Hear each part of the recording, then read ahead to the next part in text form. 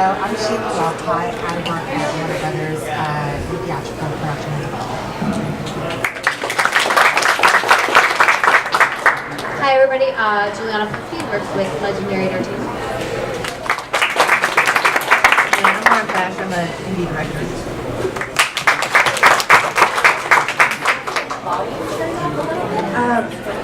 Yeah, this is this is the max that we've been able to do it. I can see when Megan. Yeah, we'll just have to project and hold the microphones close. We've been trying. We've been having issues the whole time, so sorry about that. All right. So as you know, obviously we have an incredible group up here, and one of the things that I want to start with is obviously everybody here is at Hollyshorts. How many of you have films in the festival? Yeah. Congratulations to you all, and one really cool thing is that you have something in common with two of our panelists. Both Carmen and Lauren started at Hollyshorts. So which one of you wants to talk about your relationship with Hollyshorts? Okay, well, my relationship with Hollyshorts was with the first short documentary that I did in Venezuela. I had just started from school here in the US, and I think I was like 6 months into film school. And I got this camera. When I went back home to visit my family, I did this short documentary called Conversando con Junior, and I put it together and then released it into the Hollyshorts Film Festival and another festival. And actually that short in particular is the one that started my career, because the people in the audience that saw it, after they were like, your business card, like the photography was so beautiful, you know, that's actually the photography is what stood out of it, not the rest, but they really liked it visually, so they started calling me, you know, for cinematography jobs. And then one of those shorts that I did afterwards became a feature because it was seen by a producer, and that became my first feature when I was only 1.5 years in film school, which is really, really fortunate. So that's my love for Hollyshorts. Yeah, I speak here in 2012, I think. I had just done, it was my first short at a film school, and yeah, it was a 35-minute short. We were talking to give advice, don't do a 35-minute short. But it was the first thing that I had done after I graduated, and I love this festival. It's a great festival. It's honestly, it's one of the best I've ever been to. So. That's awesome. And then Lauren, your film, it is Quiet. It went on to screen at 35 festivals. That's impressive. Can you talk about what it was like as a filmmaker to make a run for that many festivals? I mean, it was exciting. It was also extremely expensive. So I was in debt for a while after that. But it was interesting because the entire impetus for me doing a short was I want to get the feature version of this done, which I'm assuming a lot of you are doing as well. And so I just wanted to get as many eyes on it as possible, and I thought it was really important to show up to the festivals, try to meet people, you know, engage with people. I did have, it was wonderful. I mean, Prague was, like, there were so many incredible experiences. I wish I could say that I got the feature from the short. It didn't happen for that specific project. But I still think just, you know, putting yourself out there and going and being a part of the festivals, meeting people, talking to other filmmakers, especially women. I mean, it's so important. The best thing I got at a film school was the network and the people that I still work with, who I just did, you know, I joked, there was an article, like the whatever press release went out, and it was like, newcomer Lauren Fash. I'm like, it only took me 10 years to be a fucking newcomer. Christ. But, you know, I think it is important to go to stuff like this and meet people and talk to people and engage and find people you want to work with, because you're gonna end up working with people that aren't right. So if you can find them at a film festival, like-minded people, I think it's really beneficial. Yeah, it's interesting that you brought up networking, because the panel right before this was actually a whole panel about how to network and network properly. And you know, Julianna, you have developed an entire community around networking. So can you talk about the importance of that? Is it on? Great. Yeah, no, it's so important to, like, at these festivals, or whether it is you're out and about, or when you're on set, or depending on, like, what you're doing, it is important to meet everybody and treat everybody in the same capacity, because even the PA in this business could be your boss in 2 years. That's the way it happens. Shake your head. But it's, you know, there's a lot of times you start thinking me, like trying, like, how do I get ahead, or how do I get this thing done, and you're like, it's not working. But when you start thinking more in we, it opens doors. And when you start helping each other, like this or that, it's amazing. And the network really is what is paramount for that.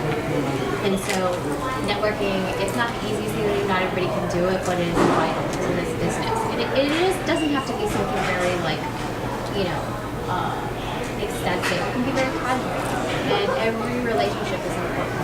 And like, we're all in this doing the same thing. We're passionate about storytelling, right? And so your common bond is that, and then build off that. Absolutely, and you know, one of the things that you have an incredible position at Legendary, and there was at one point where you probably didn't know anyone, to be able to get in.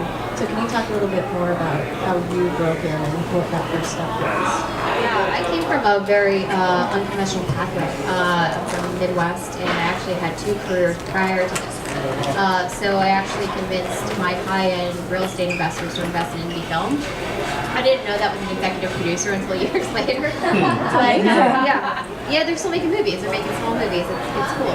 But I kind of just came out here and I was like, I'll figure it out. And I started working at an agency in the mailroom. So I was going from having an assistant and like having my own kind of like shop to like learning from the ground floor back up. And what that meant, survival of that, and to keep going, I just needed to keep meeting more people. And so I started making a goal to meet 2 to 3 new people a week. That's very expensive if a company is not paying for it. But it also, like, the commonality, the bond that you find is we're all storytellers.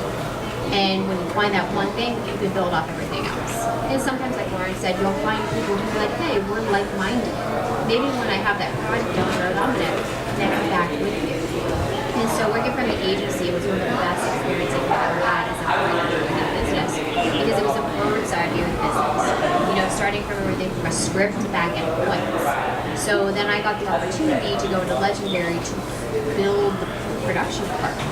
And to see a production department built is, you're like, oh, and not everybody had done it before. So it was really like we were all figuring it out. So we're making $150 million movies with like this skeleton crew. So what that meant is I was wearing many hats at a very low level. So at a bigger company, it would have been like 5 levels in my box, where it was like me and him. So the opportunity, the chances, and the network was really important. And I learned that very early on, but I think it's because I came from agency. Well, that's interesting. You really have to understand really all aspects of the business, and you can't be afraid to get your hands dirty. And oh, this is great. We have a snake at the I'm sorry. So I was saying, it's important that you do have to get your hands dirty. I mean, I think of course, everybody wants to write a great script or film a great project and become the next Steven Spielberg or the next Shane Black, and there's a lot of hard work that goes into it. And like you said, you had an extremely successful career, and then you're in the mailroom, and you have to be able to be humbled by that. So I think it's extremely important. You take your ego off the table. And it happens many times, and I'm sure we've had these conversations. Like, it's what can I learn from this? So everything I took was like, what can I learn from this? And I had to really take that step off and be like, okay, let's put my ego over here. And yes, we know what happens in agency. But I was very fortunate to actually work in a really cool, smaller shop. And I think if I would have went to that bigger shop, it might have been disenchanted with it. But it was smaller, so I could be nimble and work many areas. I love that. And Sheila, you and I had talked.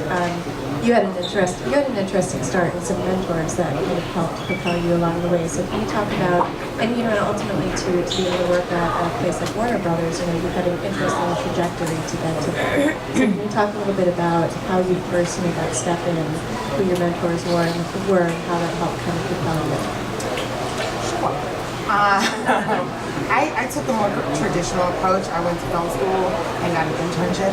And my internship bosses were kind of like my ambassadors of Klein, so they like helped me do my first job.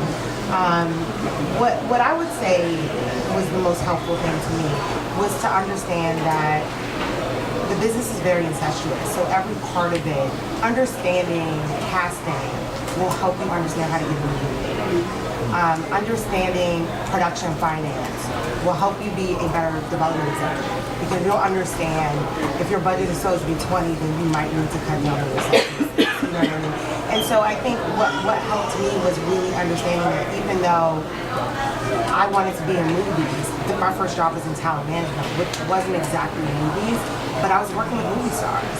And so, and by virtue of working with them, I learned more about the business. And had I said, no, that it's not a movie studio, or it's not, working for a production company, I would have missed out on the experiences that I had, the connections that I made, and the information that I kind of really got from working with those places. So I would always say a lot of times in this business, the opportunities that you want don't look like what you want them to. But I think if you look at them and say, you know what can I learn from this, and who can I meet from this that can help me, get to where I actually do want to go, I think you'd be surprised at how much it actually adds up and helps you in the long run. And so that's kind of what's guiding my career, is just kind of saying, all right, well, so I worked in talent management, and then I moved over to be an executive at Overbrook, working on TV. Again, I was like, I'm still not making movies, but I'm working with movie stars, so that's cool. And frankly, learning the TV business was great, because it was at a time when TV writers wanted to start writing movies, and movie writers wanted to be writing TV. And so, I had this really great skill set that no one else had, that I knew both the TV writers and the feature writers. So that helped me get my next job at HBO Films, which was TV movies, which is like blending my skill sets together. And I worked on a bunch of cool projects there. Went to Disney Channel and original movies, which again was not a sexy job. I wasn't like, I really think I want to end up at Disney Channel. But again, it's the biggest brand in the world. And understanding how to brand manage from Disney, learning how to create franchises from Disney, they're the masters at doing that. And I will still say to this day, I probably learned the most of my career from that job, so I took it. And so from there, I'm Warner Brothers. So again, it's a very meandering trajectory, but I think all of those things make me such a strong development executive, because there's not a lot of people in my group that can say they know how to develop for 6 to 11, they know how to develop for 25 to 54, they know how to develop for TV, in a TV format, in a TV movie format. And so just bringing a different perspective to those, which just, I think, makes me stronger, and also gives me relationships that other people don't have. So always look for what you can learn from an opportunity, even if it doesn't look like what you want it to be. Take it. The team eventually when you need them down the line. So you want to test for personality, what they're up, etc., etc. And the other part of networking is where you're looking for an opportunity for yourself. But really, where you really can build a path is once you book, even if it's like a PA job or whatever, once you show in whatever that you're doing that you're outstanding, that you're committed to your work, that you're helpful, that you're present, you're not on your phone, etc., etc. I think that is the ultimate networking, because people notice you. Like for instance, 2 weeks ago I wrapped an HBO pilot, and I noticed the PAs and the extras, the background, they really were amazing. And now for VIDA season 2, which we're starting 2 weeks, I recommended these PAs to come on board. I recommended so and so. Like when people stand out, other people that you don't think so, they notice you. So I think that is a very, very important part. And same thing, the people that you're working with, if you really are a team player and they are to you, then now you have a little gang that you can grow and expand from there. So it's not about phones and a bunch of business cards are up. I forget who these people are, to be honest. I think business cards are terrible, but I get it on your phone. And try to make meaningful connections. When I meet a person, it's understandable for us now working professionals. We are crazy busy. We are at the point where the weekends are sacred. So for my weekend, I have to decide whether to go out with this new person that I just met, and also pick my friend or something like that, or with my close friends or future lover boyfriends. Yeah. balancing things out. So you wanna like, be memorable in that sense. You wanna be a really genuine person. And my first opportunities, they came from people coding the business. They came from my hairdresser who found a wallet on the phone that happened to belong to a director. But because I was so nice to him, he's like, oh, I know this great girl, she's a DP. And all my jobs always came from where you're not expecting it. So I think just in your life, carry that passion, carry that love, and make a reel for yourself. Don't wait for the feature film or for the TV show to give you a reel, because you're going to be waiting for 4 years for something to learn. It's like you do the job and then 4 years for the reel. But all your efforts into creating a reel, because think about it logically, like when we're all hiring someone, there is a sense of fear. It's like, Amanda seems nice, but can she deliver? Can she really deliver what she claims she can deliver? Most of us are skeptics. I want to see with my own eyes. And that's why shorts, reels, web series are about. It's about you proving to the world that you can do it and that you have talent and you can actually do it on time. So I think that kind of ties out my own strategy of what it became about. I was going to say, I 100% agree. And for directors, don't ever turn down an opportunity to get behind the camera. It doesn't matter what it is. It doesn't matter, do anything where you gain experience. Like, just be humble about it, because I definitely got to a point where I was like, oh. And then I did it, and I was like, I learned so much. It was miserable, it was awful, but I learned so much, and that's the most important thing, because then you get to take that experience, you get to mess up or try things, and like just do whatever you can to be on set and get behind the camera. That's my advice. I'm gonna go against your advice. This is where it gets exciting. She's right in the sense of the experience. The experience is very important. But if that short comes out now in the hands of YouTube where everybody can find anything on piracy, if I see, that with her name, this thing is a piece of crap, I may not hire you down the line. Yeah. And I think too, like, whatever you do is your calling card. Like recently, I'm actually trying to transition on the side. I'm not leaving cinematography, but into directing. And somebody from really short. It's not my cup of tea. I'm a violin woman, and I love things that have like violence and horror and thrillers. And this was a very feel-good piece. Yeah. And now I'm not gonna honor this thing, and I don't want to be called for that kind of job either as a director. So I think you're right, but also be careful that whatever you're involving yourself with is not gonna win the hall of shame, and then No, she's right. No, you're right. You're absolutely right. Yeah. So go to film school. Or learn from other programs. I think film school is actually a very expensive avenue that is not necessarily the one way. I think there's so much education out there, so many programs, panels, books, questions, experience. Like actually, I do think working on the Craigslist will feed you pizza and work you for 20 hours a day is a great thing, because you will build like internal muscle, you'll build stamina, you'll build so many qualities, and you will go through hell. So when you're actually cruising through the good jobs, you're already a warrior inside, and you will learn to wear multiple hats, which goes into what you're saying, experience. Drop the mic. This is actually really interesting, and this is what's so exciting about this panel is obviously, Carmen and Lauren are working, they've worked in shorts and they've kind of worked on the independent level. Julianna's interesting because she's worked in both independent and in big budget, and you've started also in like through Brook and then going through Disney, so you've worked in big budgets. So you guys are working on such a high level, Warner Brothers and Legendary. So how's your experience in comparison to, say, what Lauren and Carmen are facing? Well, I think that it all starts from there, right? Like the learning and et cetera. But I think we still, like, even at our level, we look at people that are doing shorts. I know a handful of our directors. You all hear that? Yeah. There's been a handful of directors that have came through and et cetera because they do really amazing short. One example was Julius Ona. I don't know if you've heard of him, but he did an amazing short called and then we actually pinged him for a project based on that. He had done some other stuff too, but the short is really what got the notice. Unfortunately, the project didn't go through.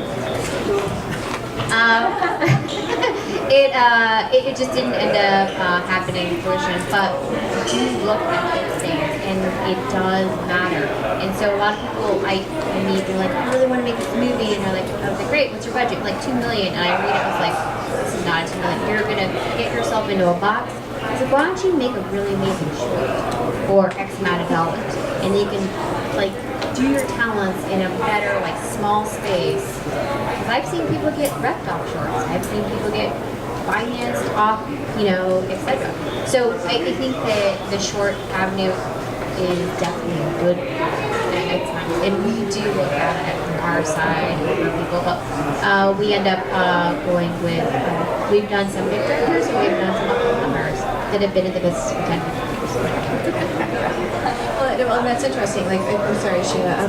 So where specifically are you seeing these shorts? Are you looking at Vimeo? Are you looking at winners and film festivals? Like Yeah, I think it depends. Like, I'm more on the production side of it, but I've seen it when it came down the line. But it's coming from the agents, but it's also like people, and there's Sheila does like background research, and it's like going out and seeing what's happening. And YouTube, I came into this business in 2010, and it was a different landscape.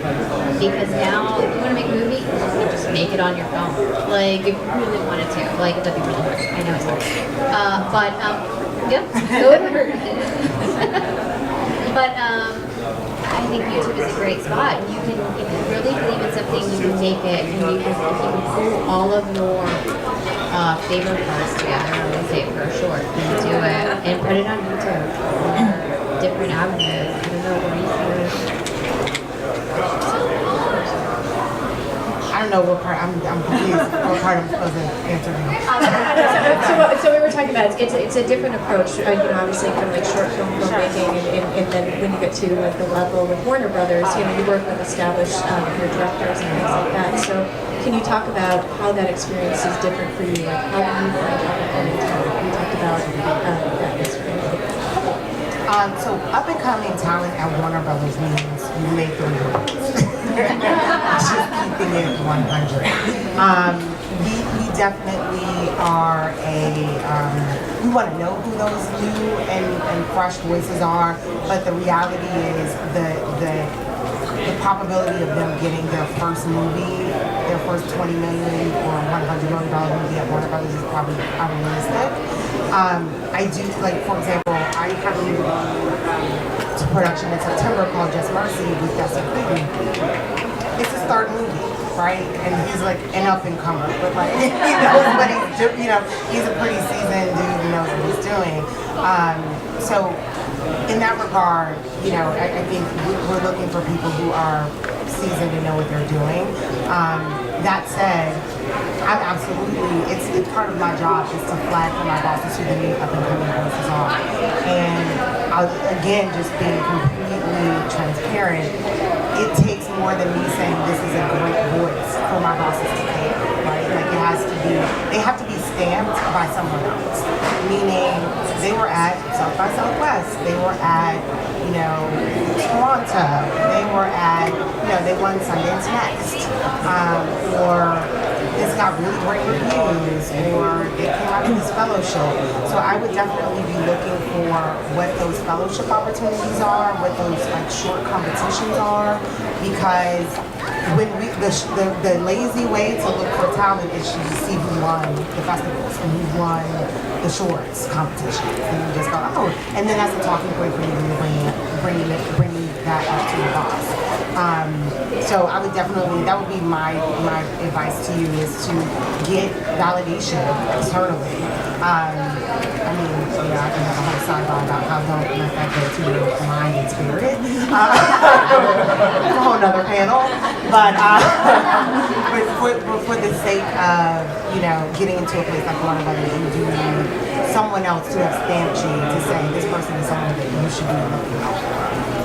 Well, and I think it's so important to have that perspective, and I think it's important for everybody here to understand that, and again, we all want to create film and, get $20 million for your next film, but, if the fact of the matter is that this is a business, that's what we've been talking about during all of these panels. That's why every single person up here has been talking about why those relationships matter and why it's important to, build your brand and make it happen.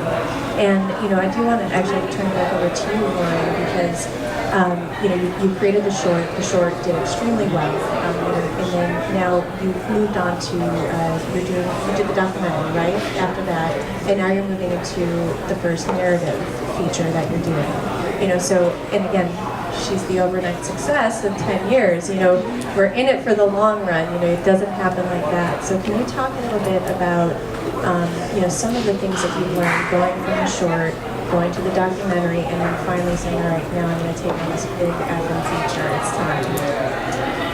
Yeah, I mean, so when we did the short, like I said, the whole point of it was to do the feature. So I ended up meeting up with a producer who said, always use your connections. Don't be afraid to use, oh, my friend it's his dad's book. Do it. Like, just do it. Seriously, I'm not kidding. Like, just, I did that. And it was really beneficial, and it was a very well-known producer, and he said, I will make this feature, but I want you to go make your first feature first. So he's saying, you know, I'll find the backing, we can go do the meetings, we'll do whatever, and I'll stamp my name on this, which is a huge deal. The name, the executive producer name is a huge deal in this industry, and because it's financing. And it's someone saying, it's giving you clout. It's someone saying, I believe in this kid enough to, you know, the guy who did Mama, you know, was it Guillermo del Toro, was like, I saw this short, this kid is legit.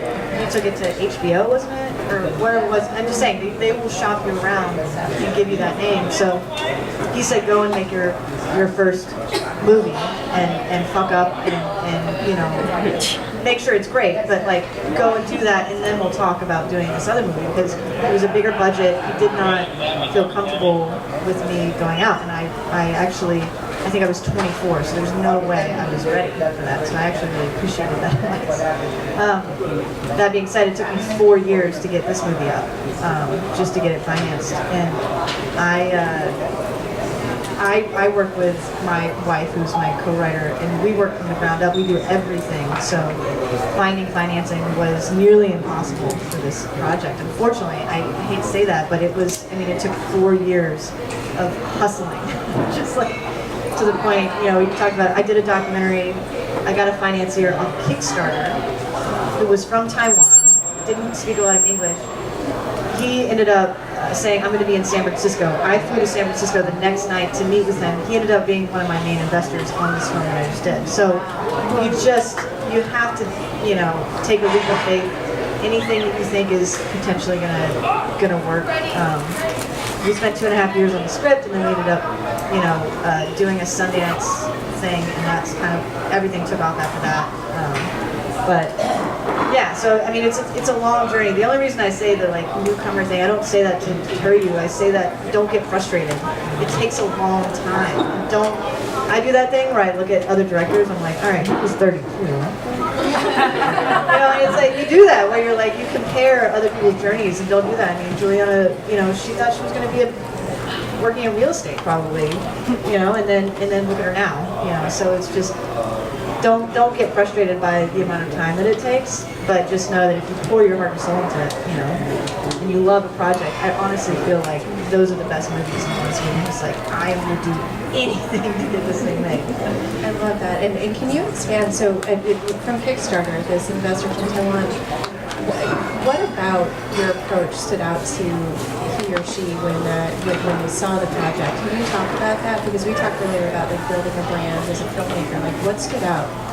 He watched the movie, and when I met with him, he was like, there was a lot of love in this movie, and you know, because he saw the final project, I sent it to him, and I said, well, that's funny because you want to talk about love. I've got this other movie that is my baby, you know, that I've been working on for so long, and I remember pitching to him because one of the most helpful things that I did for the feature was a pitch packet, and it was like a visual lookbook. So I created a one sheet. I did a cast breakdown of like my ideal cast. I did, you know, bios and the whole thing, and then I did a proper business proposal. But I did it in the lookbook and designed it so that it just looks savvy. And it's something tangible that investors can hold and read through and say, okay, here are the numbers, these are the comparisons, you know. Take films, like, you know, take movies that are in the same genre that are just the success stories. And so he had no idea that I was he basically said, I just want to meet you, I think this movie's great. He had no idea that I was going to pitch for him to give me a shit ton of money. You know, he didn't know that was going to happen, but I was I showed up to the thing and I just said, here, read this, tell me what you think. You know, this is a movie inspired by my grandmother's disease, and I gave them the reasons why I felt I was the person to tell the story. Which I also think, if you're, you know, we talk about we're all storytellers, like, why are you telling the story? Why are you the person that has to tell the story? What is it about this project that only you can do? You know, really focus on that, and that's kind of how it started. I love that. And I saw both of you guys shaking your head during that. You agree? How do you have anything to add to that? Sure. I think it's super important for people who are creative when they're coming in to meet with me. So, for example, as I said, we're not going to give. It's just fiscally irresponsible for us to give someone who's never done a movie a $100 million, right? But I still want to meet you and I want to track you and see, you know, what your next, you know, project is going to be. And so I always say it's super important for people when they come in to meet to have their story curated and kind of be able to speak to what their perspective is that's different and that makes them stand out amongst their peers. And there's been several people that have come to me to pitch me things, but then we get to talking about their backstory and I'm like, dude, that's amazing. So I think, you know, just being able to speak to those really immersive experiences and those really turning points in your life that also impacted the way that you see the kind of filmmaker you want to be, or the kind of writer that you want to be, or creator you want to be, is super duper important. It also helps you make connections, because then I would say, oh man, well I had something similar like that with me and I was able to do this thing. And so once you get to that place, as I'm tracking you, I'm going to reach out and say, hey, we should work in this thing, because I know you love the story area or whatever it is. So I think it's really, really important to curate your story and have that when you're going to release the executives and producers. Yeah, and I think, like, you know, we're in a different spot, and my direct department doesn't pick the features that we do, but we're a little bit smaller than WB. They're bigger, more extensive. But it definitely, and I've met with other people, that when you have something more passionate on the project and you're more connected with it, and that you understand, like, they can say, like, I'm the person who should tell this story. They're like, yeah, that makes sense. Because we've met people like, oh, I don't know, but like, because they're so connected with the story, that it does make sense in some areas. But Now, Carmen, I want to talk to you a little bit about where you're at right now. So, Carmen's an amazing cinematographer, DP, and everything too. And absolutely, if you're not familiar with her work, you have to check it out.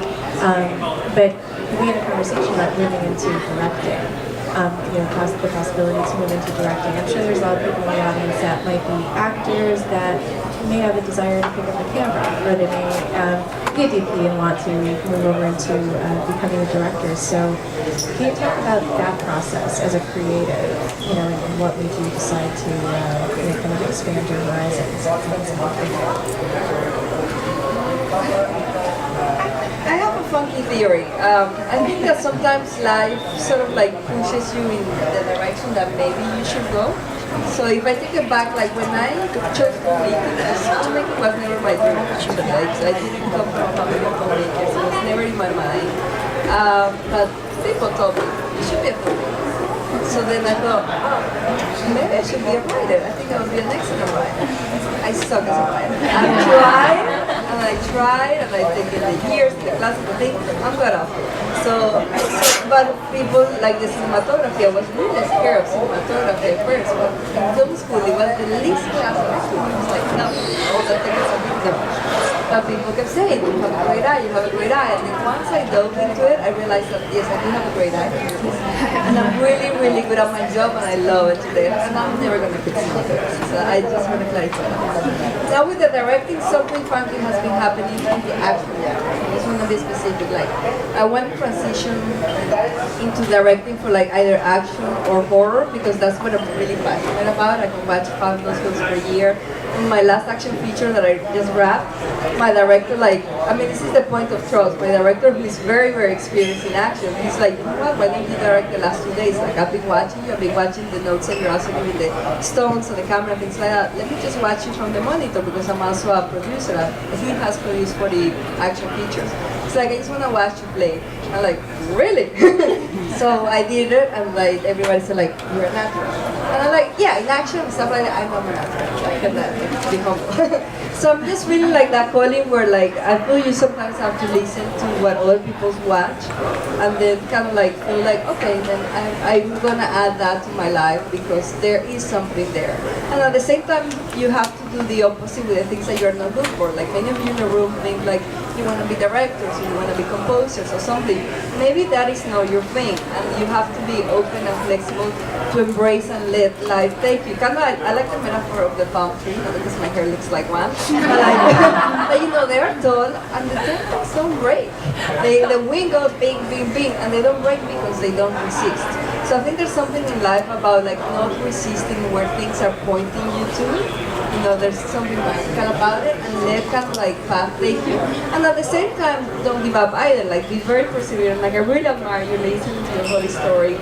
It's not an easy business. I mean, we're sitting here comfortably today, but I don't think it was easy for any of us. It's like for me, yeah, it's like I've done 26 features, but it took me like 5 years to get like, you know, really a place to where I feel like I can live out of this. So, you know, it is a build-up, but every challenge, every door that closes, every sour moment, it exists for a reason. It makes you better, it's preparing you for something bigger later. So I think just accept everything. And if it's not for you, it's not for you, but I think you have to be connected with the things that make you happy. And if something makes you happy, then it's worth fighting for.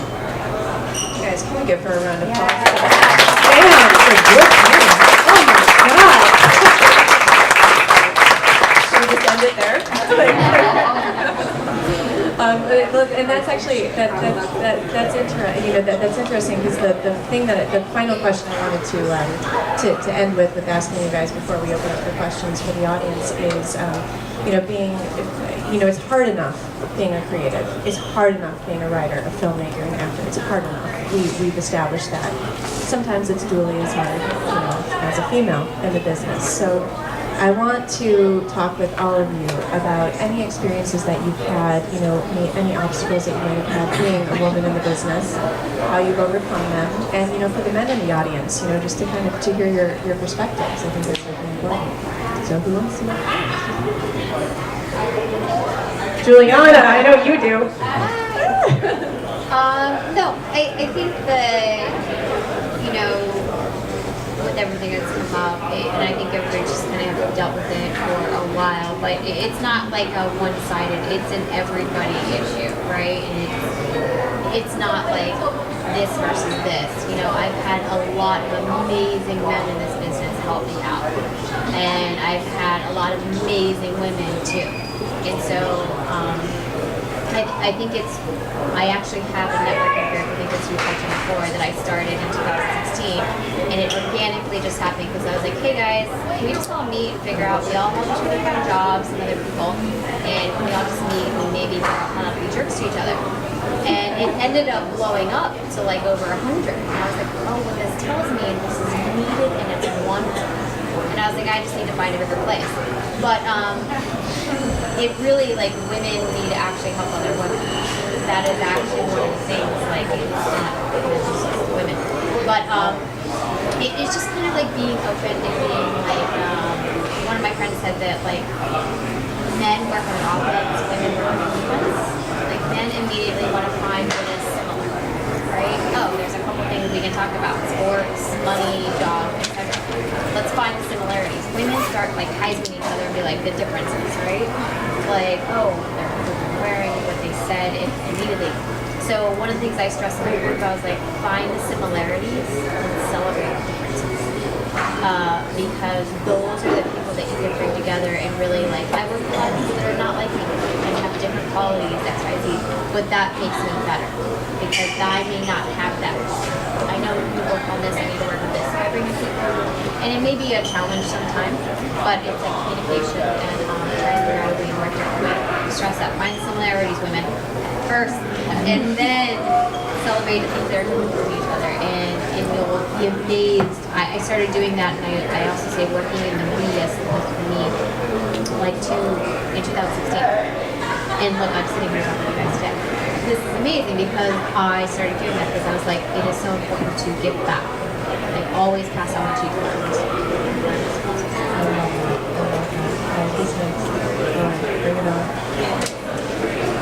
I'm just like, so I can only come from my own experience, which unfortunately hasn't been 100% amazing with men working under men. You have to be careful. I had a guy stomp his feet in front of me and say, "I'm the boss. I'm the boss." Like, I'm not even kidding. And it was like, okay, you know. So I've had a DP who stormed off set because I wanted to pop a lens and he wanted to frame it up. We were arguing about something. I cut him off and I was very terse. And it was one of those things where it caused an entire blow up on set, and I swear to God, if I was a man, it wouldn't have been a problem. So that's the thing. And you know what was the worst is that I had to go and apologize to him in front of his crew because I knew he wasn't going to work the rest of the day.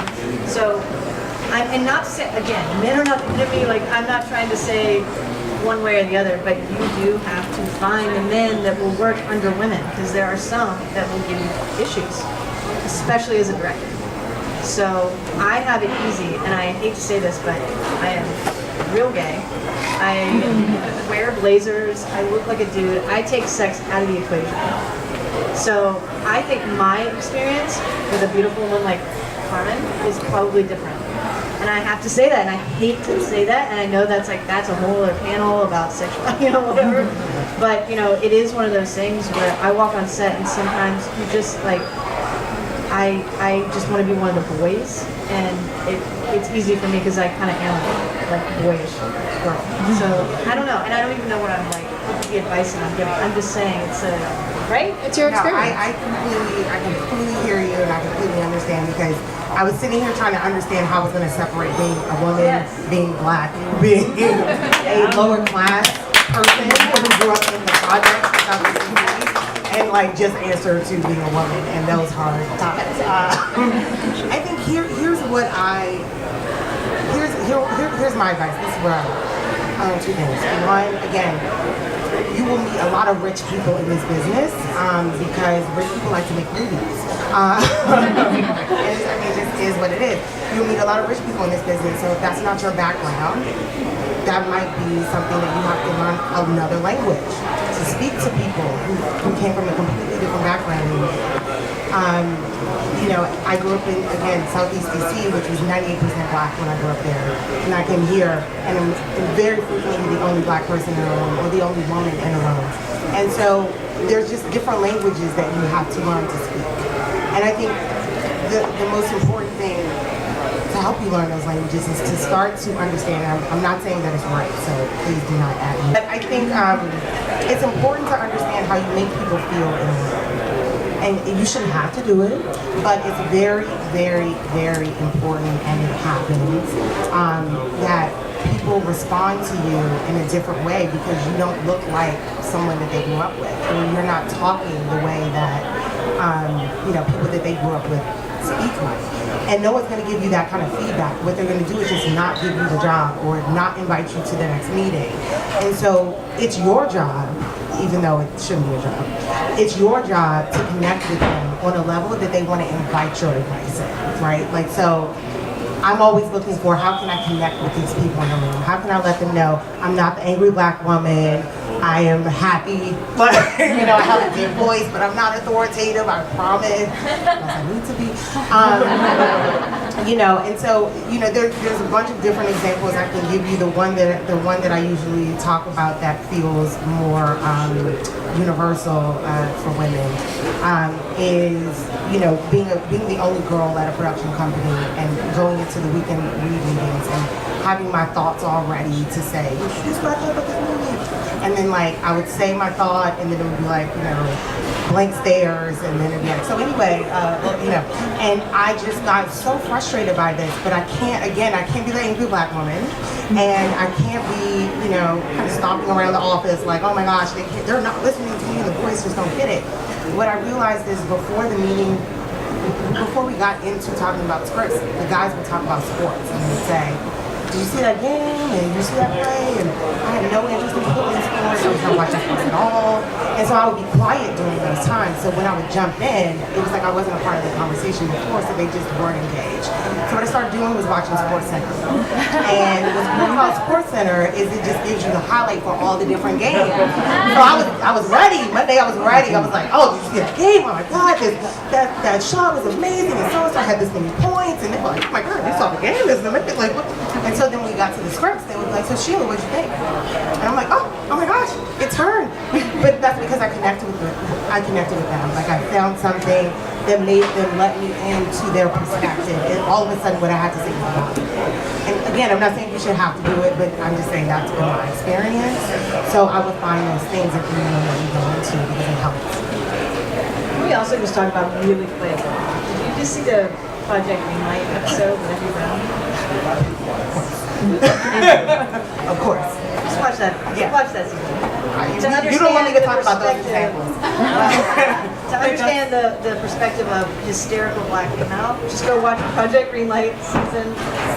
That's recent. Claire was. Recent season. That's awesome. So ladies, top of your notebook, write down sports. You know who Scott Van Pelt is. You just got to know that. And we're actually we're at Stage 32. We're actually going to have the founder of Project Greenlight, Chris Moore. He's going to be coming in to teach for us. He just produced Manchester by the Sea, so keep your eye out for that as well. All right, that was awesome. I mean, you told me the Sports Center thing. That's just great. But again, you know, it's different. You have to earn that seat at the table, and for some reason, you know, you have to do things like that to make it work. All right, Carmen. Oh, that's lovely. I had, I think, an assortment of both experiences. I mean, for one, I come from Colombia. We're a very warm, fuzzy country. We're naturally flirtatious. You go to a bakery and you ask for something, they'll go, "Hi, sweetheart, my darling, what do you want?" You look beautiful. So I come from that culture. Now, that's a culture that also, you know, the insinuations is something that we grew up very used to. I'm very used to navigating through it. And fortunately for me, I've navigated quite successfully through it because I've had my, not all, but like a few, my producers actually, or directors like directly be like, I want to sleep, like, I don't blame them. But I have not let it get awkward. I think there's something about how you can sort of, I mean, it is an art form. It's a very uncomfortable situation. I will say that it is an uncomfortable situation because it is a professional and it shouldn't happen. But there is a way that I found that if you navigate through that and I've turned those awkward moments into, no, it's not going to happen, they're interesting to it, but we can work together or we cannot. I think that the key is that you know that you can walk away from the job and you're not going to lose or miss anything. So as long as you tell to yourself, I'm not in the vulnerable position of I have to do this, otherwise I'm missing opportunity in your life. You're going to find plenty of opportunities in your life. And that's how I've always looked at that situation. If this person cannot like turn himself around to treat me with respect and see me professionally, check that out, peace, no problem. So that's kind of has been the thing, but it happens and it happens quite a bit. At the same time, I hear some stories of people that are very unreasonable. I've not encountered them, but my best friend, she did tell me like she actually got fired from the job after she rejected this executive and things like that. And I hear a lot of those stories. And I think as a community, we gotta do something about it. Like I'm one of, like I said, I love violence. So I'm one of those people that I believe that we cannot let bad people get away with bad things. So I would say definitely report it, definitely record it if you can. Like set your traps, make sure people because you'll be helping somebody down the line. And there are a lot of people, I mean, fortunately for our industry, a lot of people are waking up to this reality and to discrimination. And now there's a lot of movement towards like helping each other and protecting each other. So the chances are that you're going to find people that are going to have your back and understand you and support you in this thing. Try to not get traumatized from it. Like I can understand how that could happen to people, but just try to walk out victorious from an experience like that and know that you can protect yourself and still be a professional. That's the aspect of it.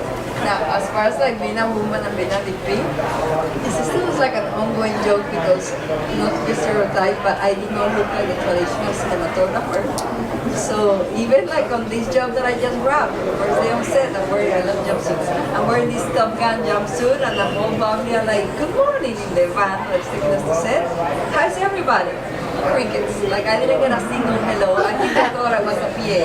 So I went again like, hi, good morning, what's your name? Like total douchebags in this production. I don't know why like it was not hard, but it was so weird. Like, oh, it's not gonna fly. So I go close with my finger like, hi, my name is Carmen. What's your name? What do you do? Then like 10 minutes later when they learned that I was the boss, the funny thing is that most of the answers in the van happened to be in my department.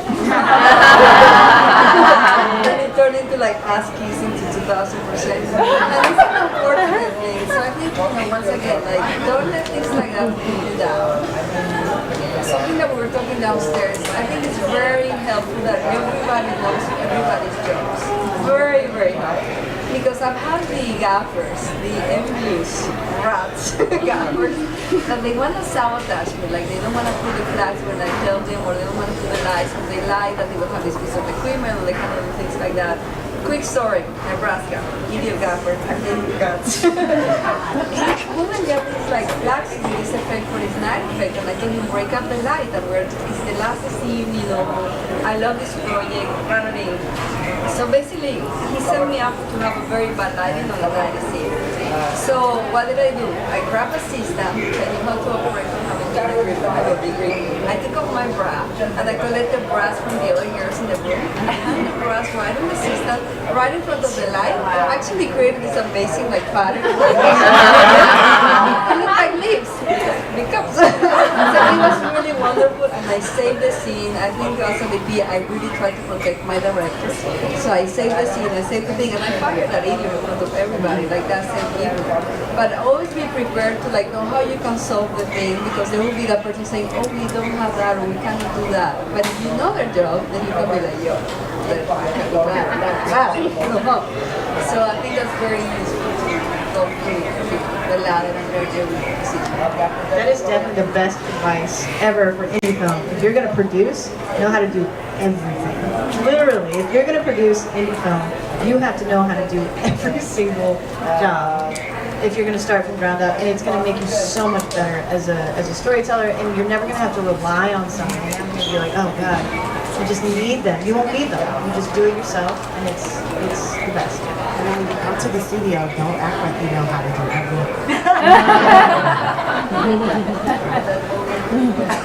And that was a great story. I mean, I think at the end of the day, it shouldn't be about your gender, it shouldn't be about your race, it's the right person for the job. And, ultimately, that's essentially where you need to get to. So, I do want to take a moment to open it up for questions, because I'm sure we have a lot of them. So, all right, go ahead right there. This question is for Sheila and Julianna. Thank you so much for coming today. I really appreciate it. My question for you is, I'm sure you guys deal with, you have a project and you guys are looking at directors, and 80% of them are men and 20% are probably women. But I'm curious as to what the new women, what can women directors do to get your attention, to get you to galvanize behind them, to pitch them for these projects? I'm sure we're not all at that place now, but it'd be good to know what we can do to make it easier for you guys to help us get the job. I mean, so I'll say two things. One, I think, I want to say, I don't know what the name of the lawsuit is, but studios have gotten sued for lack of representation of women. So we've actually had to submit our list to somebody in the government to just see how many women were actually on the list. So there is a very big, at least that Warner Brothers, a very big push to make sure that women are on our list. It's my own personal goal to hire as many people whose names I can't pronounce and women as possible. What helps me, what gives me the ammunition is what I said before, the validation from other things. So it's, being able to say this woman was in this fellowship, or was in, won this festival, or won this short contest or film contest or whatever it is, super helpful. I think it's also, it's also great when women can work on movies that are outside of comedy and drama, because I think a lot of the big action movies that we do, the sci-fi movies, the world building movies, I'll just be frank and say I'm going, like Patty Jenkins I think had done Monster before Wonder Woman. They just believed in her, you know what I mean? And I think we'll just keep having to make those leaps, but it'd be awesome if they were really already doing it, like in the short, because there are men who are making shorts about sci-fi and about horror and about world building. And so I wish that there were more women that I could point to be like, oh yeah, they look at this amazing world they created with $5. We should trust them with this amount of money. So I would love to see more women doing sci-fi, more women doing, big world building movies. And I will be looking for your show. No, to put on that one, 100%. I actually work with a lot of like writers and directors on the side, and I love meeting a woman in a sci-fi writer or a female like horror writer that came from like function or action. Like Carmen, that's amazing. We'll talk about that. And yeah, but she's 100% like doing those things that are outside of the norm. But I also go the other way too. I'll meet like a guy that comes from South Central who's doing love rom-com. I like to mix up the stereotypes to say what it is, because it gives you a different perspective, a different film, and I think you're seeing it like in some of the films we see today that it's so successful that we didn't think, like, we Get Out, and we did Black Klansman, it just came out this weekend, you should go see it. But it was really awesome, it was cool. It was really good to see, it was really awesome to see Spike, a new version of a Spike Lee movie. They did a really good job. But yeah, going outside your norm and getting it out there. And like you said, like something like, Lauren has worked with Sundance and got involved with that. And there's ways to do it. I don't really come from the festival route, but I understand it a little bit, and it's very hard. I couldn't do all of what you do. But getting those like notes of, hey, we did X, Y, Z. But also you've seen some of the, the TV directors come up, like VIDA, who did Handmaidens, right? Like coming up through that, and now like I can't wait to see what she does next time. It's amazing in the future. Fun fact about Black Klansman, Theo Dumont, who is the co-founder of Hollyshorts Film Festival, has done all the PR for the film. Yeah. And actually the composer of Black Klansman, Terrence Blanchard, is teaching for Stage 32 in October, so keep your eye out for that. Always check our education. Great. My name is Helen. I am a film in the comedy program tonight called Curious for Gina. And I just want to say this has been so inspiring and all the journey. Yes! I will say I'm a comedian, and I was recently in a comedy writer's room where the showrunner was a woman, very established, she's been doing this for years and years and years, and there was an experience of trying to hire a director for film shoot, and because she had been in the business for years, she knew 10 guys who she had worked with over the years who were all like 30-year veterans, and there were no female candidates for this female director position. I was like, hey, I know 4 women directors who have done comedy projects that are really great. They're younger, they're fresher, they're newer. And she was like, we'll never get through the network. I'm sticking with this list of 10 guys. And I feel such a crystal clear experience of why women often, or people of color, or people who are like, haven't been in the business for 30 years just get shut out. Because the showrunner obviously is covering her ass, so she doesn't want to take a chance on someone new or younger or fresher. And so she didn't even take a look at the reels of these women that I was like, hey, why don't we pick these women directors? And she's one. So I didn't know how in that situation to be like, you're kind of part of the problem. I mean, it's hard because ultimately Buck as a soccer player starts with the network, so it's on them to meet her. Frankly, it's on your network executives. They do. There's this great female component, etc. My perspective is that inclusion should be an exclusion of other people. So my list is never going to be all of one anything. So I just don't get that in general. I don't get that in general. But what I hope is, again, it's about finding that way to connect with that person so they hear you. You can tell people all day long, this is what it should be, this is what it could be, this is where the puck is going. But a lot of times we turn their people in the world. What matters is when you can connect with them so they actually hear what you're saying. So, and I don't know what the answer is in that situation, but what I hope is that whatever that network is, the executive said, excuse me, let's diversify this, because that's our job.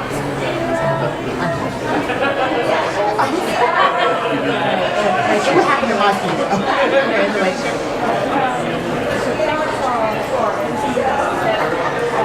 I had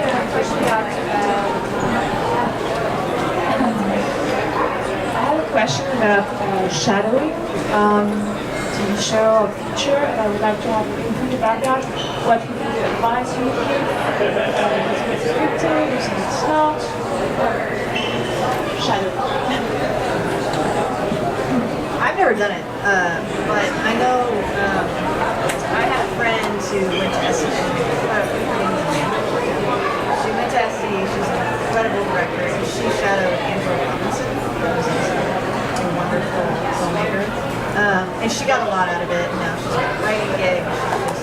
Amanda should be. She's just brilliant.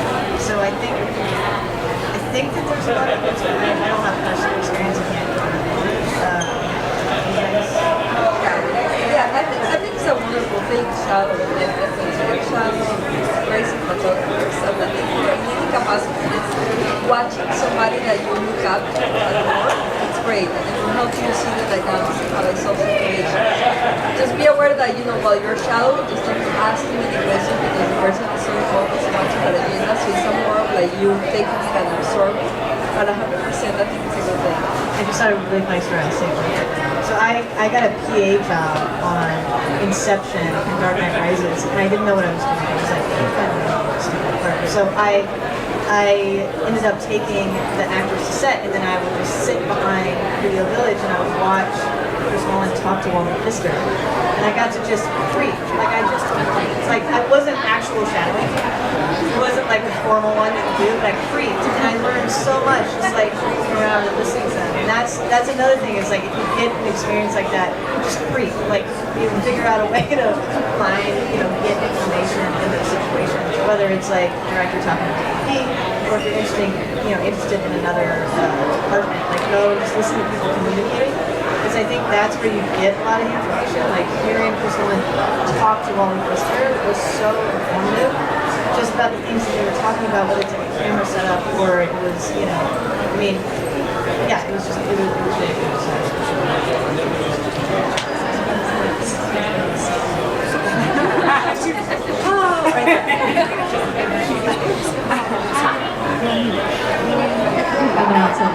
Anyway, but I'm actually kind of I just want to look at it. I just was curious for you guys who came through the studio system and everything. How did you get the next job? Was it through contacts? Did you apply online? How did you practically get the next job? Contacts. Your network is literally an ATM. It is your bank account, and this is currency. It really is. I think every job that I have gotten since my second assistant, as my first job, like they called. I had to interview for other people, but they couldn't interview. I think yes, you can interview online. Like you can submit your resume online. Generally, that goes into a black hole that no one looks at ever. Every now and again I've gotten meetings off of it, so I'm not saying don't do it because it can work. But I think this is such a referral-based business that most people will call you and say, hey, I heard about this thing, do you want to put you in? So that's generally how it works. The other thing that I would say, this is not even my story, it's something, actually I would suggest this to you guys too, because don't know, like Ava DuVernay or Oprah Winfrey or whatever, like they have interviews on TED Talks and on YouTube. I would seek those things out because I've gotten so much advice from those women, even though they're not my friends. I feel like they are. Like, I totally watch all their interviews and like take them to heart and do what they say. So one of the things that I've heard Ava DuVernay talk about, even my HR tells me, is that actually this is advice that I would take too. If there's someone you want to work, make your list, meet someone in all those places. Because when something becomes available, you're at the top of it. And the story that Ava DuVernay talks about is when she went up for a review time, she was on a board of directors with one of the people in the room. She like socially knew one of the studio executives, and then she was on another like contest or something with one of the other people in the room who were all decision makers. So she walked into a room and it was very warm because she already knew it. And I think that's the position you want to always be. Whether someone puts you up for the job that's outside of the business, without a specific agency or organization you're working for, or it's someone making a connection to get you in. I would say your network is your currency. If you respond to say be strategic about it, it is about. I would definitely rather know 3 people who are decision makers or who will make a call for me with no problem than to know 85 people whose calls don't matter. So I would look at where are those places you want to work, who do you know there, how can you know people there, who do you know that knows about it. This is all 6 degrees of separation.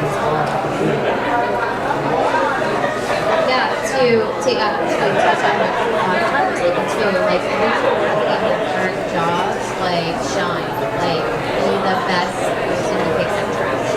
Because you're always like, you're doing a PA gig, you're doing something to get you to the next level. But what I realized is that everybody's watching you. And they're like, oh, that person was totally chill, they totally did what I needed to do on time. And that is actually one of your best perks. The other thing too is the networking process, and to Sheila's point, like make sure you make those quality connects, but actually just identify the companies and then find some way to get in there, and absorb as much information online. I'm listening to TED Talks all the time. This person or this producer or this etc. And like I always like to look at people that have ascended to the point of where I want to be, and then I listen, watch, read what they have done. Like you will always like to learn. But I also learn from people who are up and coming too, like because you'll learn from their mistakes. That's what the biggest thing is. Like, okay, what didn't work? What did work? Gotcha. But hands down in this business, it's not 100% hard work. It's not built on 100% meritocracy, which it was. But it's definitely noticed because there are so many shortcomings for people that actually work there. They're just like, oh, you can do that, that's amazing. But then it also is, which Sheila's point too, is knowing your audience, right? Like being like, oh, you found those common things with that group, and that's what you actually, okay, tell me some more. So I always try to find those commonalities. I always like, as women, we always go to find the differences first. Find the commonality. Work your ass off. And you weren't here for the panel earlier, but that's exactly what we had talked about, is finding those commonalities. And it's not, it's not walking up to someone saying, hey, I'm the best cinematographer ever. Hey, my screenplay is amazing, when you read it, it's thank you so much for everything that I've learned, and then build on those relationships. Another thing too, being gracious in this town, that it is authentic. I'm not sure to hear, but like I think I come from my background. I didn't come from a Hollywood family or a big, money family. My mom, being Hispanic, you always respect and you always think what has been done to you. And I think it has actually helped me on this side of the business. So I'm very thankful for that. But then it makes you be able to talk about everybody loves to be thanked, right? So. Guys, we have time for one more question. All right. So in the back with the goatee. Yep. Go ahead.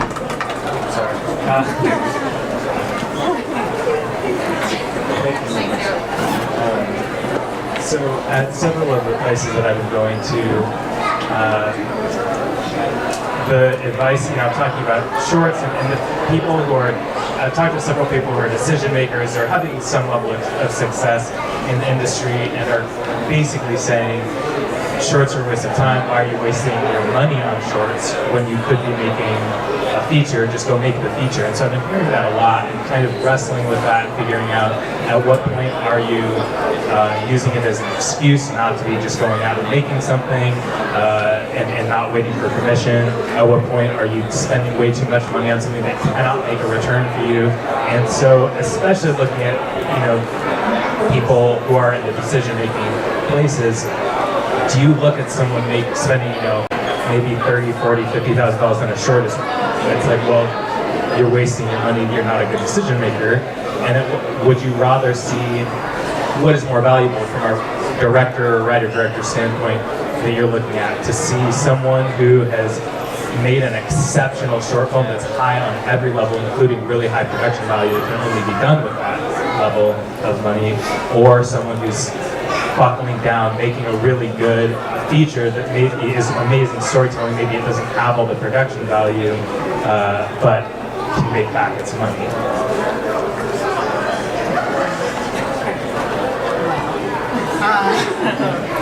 I mean, I can't speak to where you're wasting your time. I think that's an internal decision you have to come to. What I will say, as a studio executive, what I'm looking for in a director are two things. One, I'm looking for someone who is authentic. I'm looking for someone who has a stylistic point of view, who has a voice in a movie that feels distinct to them. I'm looking for something that feels fresh that I haven't seen before. And I'm looking for, just my taste in general, is just people who either have something to say with some kind of social commentary that feels smart and interesting, or it's someone who has a really, really cool sense of world building and can make $5 look like $500. I think we all so we've absolutely, like from my perspective, I don't look at a short versus, actually, I think it's important to say this about this. There's a short called The Palace by Anthony Marotz, who I put on my weekend read for my GPs because I was like, this is an amazing short.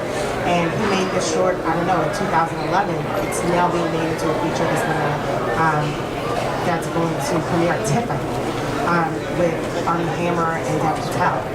So it took him a minute to get that together, but that short was so amazing that it just kept getting passed around. Variety put it on directors to watch, and all of a sudden I'm like, hey, we need to go to TIFF to see this movie because I'm sure it's going to be awesome because the short was out. So I'm certainly looking at shorts and going, can we make a movie out of this thing? And has this dude, I will say I am looking for, has this dude done anything else since the short, because I love the movie. But I think the short is your calling card to get it. So I don't, in that way, I don't think it's a waste of time at all. And I certainly, Anthony Marotz is not the only example. There's several shorts that have been turned into full-length movies, absolutely. So I think the question is more to you. Are you looking at that? You can come into my office and say, listen, I may not have the experience to make this movie, but I can EP it, and I can write it, and whatever it is, and then you're making your things on the side for whatever the check is you get from selling the thing to me, right? Or are you looking at, okay, let me get stamped by all of these different festivals that are going to say this is somebody you need to watch, and then you get someone like A24 or Leon or one of these other financiers to give you money to make a movie, because they are looking for you. They are looking for those stories. But again, there's so much out of the marketplace. Like the barrier to entry to this filmmaker now is so low. You just need like a cell phone. So I think to stand out, you have to really have a specific plan. And it really has to look really, really great.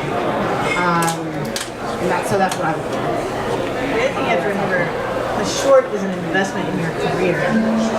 Period. It is not an investment. We're not at a point where it's a venture where your investors are making money.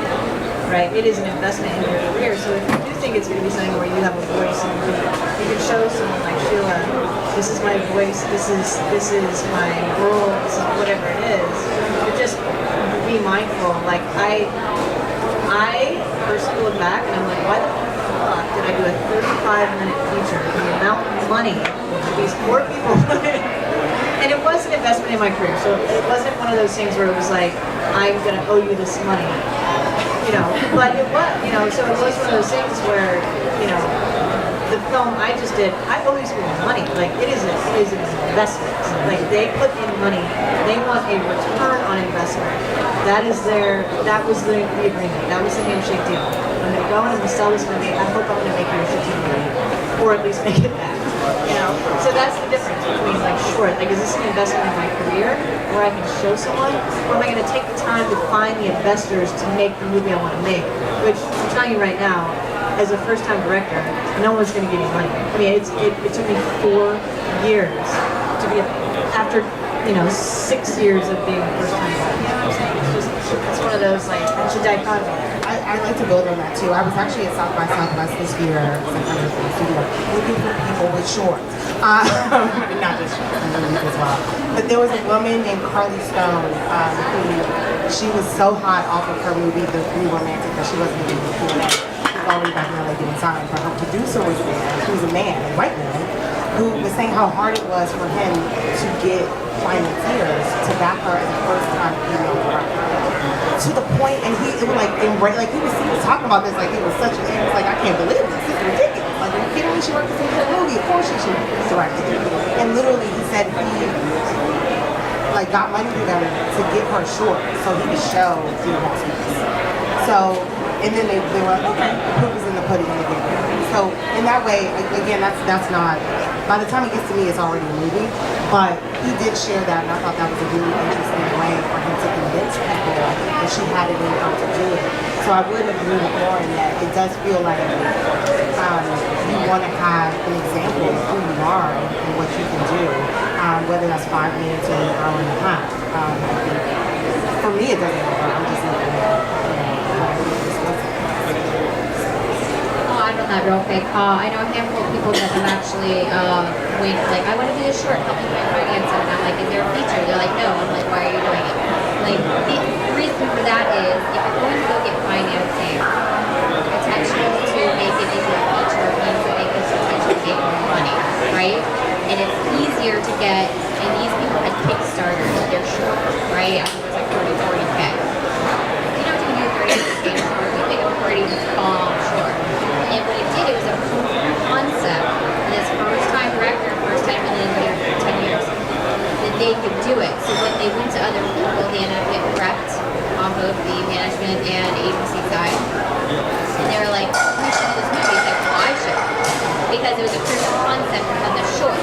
Now, if you go in straight with the feature, you try to make a feature for what, $1 million, $2 million, you're going to be contained in this box and maybe not make the best feature. I think that's so important because it has the potential to make and potential to show like really what you can do in a smaller piece as opposed to trying to contain it with $1 million because that's so hard to make, two, right? Make, a 2-hour movie at X amount of dollars. So try to make a really awesome proof of concept in this amount and find other ways. There's so many crowdfunding companies now that it's not necessary to do that I would say probably 10 years ago, right?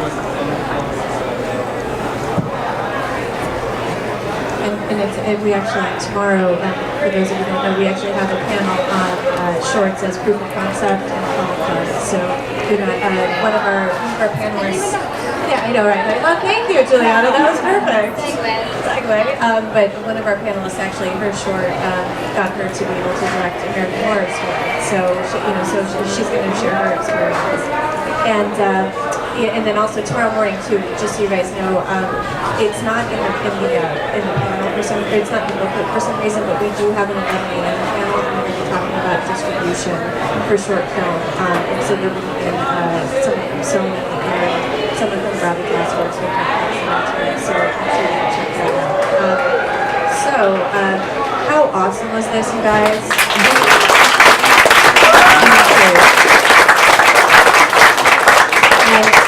I have to give a huge thank you to Julianna. She's the one that pulled all of this together. So thank you, Julianna.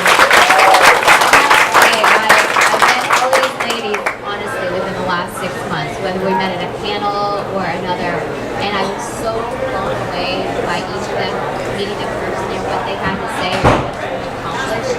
You don't know how hard, I mean, you do, but like to get to the level that these ladies are at and are going, it's no small feat. Carmen, and NARCOS and VIDA, Sheila, WB, coming from it's amazing, and I thought these women had such amazing stories that they were nice enough to give their time and their knowledge today. So thank you to them. Thank you. One thing before we let you all go, what I'd love for you to do is if you guys are on social media, if you would mind taking out your phone and taking a quick photo of all the panelists and thanking them, because it's been, they've taken the time to, they've given up their Saturdays to share their advice with everybody. So if you could please, put it out on Twitter, put it out on Instagram, and you can tag and receive your